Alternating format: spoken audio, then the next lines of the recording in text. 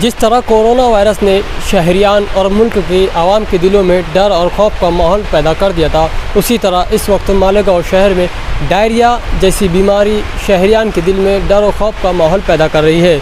हम इस वक्त मौजूद है बुज़ुर्ग साफ़ी शख्सियत जनाब शकील हमदानी साहब के पास, जो डायरिया की जद में आए थे। उनके घर के कई अफराद भी इसकी जद में आए थे। आइए जानते हैं इन पर क्या गुजरी। देखिए, सबसे पहले मेरी नवासे उनको ऊपर असर हुआ। उसके बाद मेरी बेटी, मेरी बीवी पर असर हुआ। दो तीन दिन में वो बहरहाल इलाज के बाद ठीक हो गए। उसके बाद आखिर में, सबसे आखिर में मुझ पर हुआ। और हुआ तो गुज़िश्ता इस जुमेरात से पहले वाली जुमेरात की सुबह से शाम के रात तक तकरीबन 18 मरतबा लूज़ मोशन की वजह से टॉयलेट जाना पड़ा। उसके दूसरे दिन जुमा के दिन फिर मुझे लूज़ मोशन की वजह से 12 से 13 मरतबा फिर टॉयलेट जाना पड़ा। तो इस तरीके से मेरे पूरे बदन में ऐसी पोजीशन हो गई थी कि मैं उठ नहीं सकता था।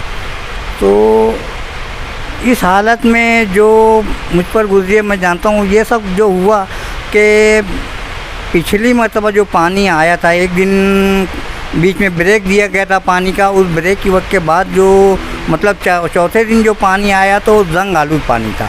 और वो जंग आलूद और पीला पानी इस कदर कड़ू और बदबूदार था कि वो पीने का जी नहीं। लेकिन क्योंकि पहले ही पानी ख़त्म हो चुका था तो मजबूरन उस पानी को उबाल कर इस्तेमाल में लाया गया, जो एहतियाती तदबीर हम लोगों को बताई जाती है या जो हम लोगों को मालूम थी, तो उसके मुताबिक उसको इस्तेमाल किया गया। लेकिन उसके बावजूद मुझ पर डायरिया का ज़बरदस्त असर हुआ और मैं जिस पोजीशन में तो पहले ही बता चुका हूँ।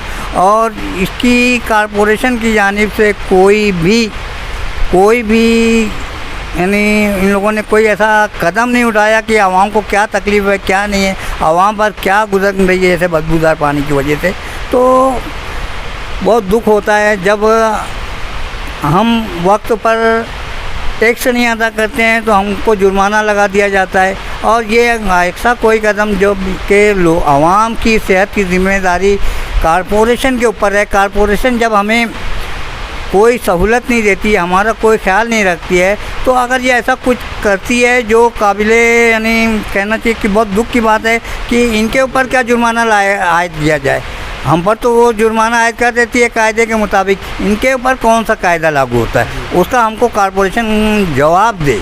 हम जवाब मांगते हैं, हम पैसा भरते हैं, हम कॉरपोरेशन से किसी चीज़ का मुफ्त में कुछ नहीं चाहते हैं। वो हमारा हक़ है, सेहत का ख्याल रखना कॉरपोरेशन का पूरा हक़ है। अगर वो नहीं करती है, अगर वो गफलत बरतती है तो इसका क्या, इस गफलत का क्या, इस गफलत की सज़ा क्या सिर्फ आवाम भुगते।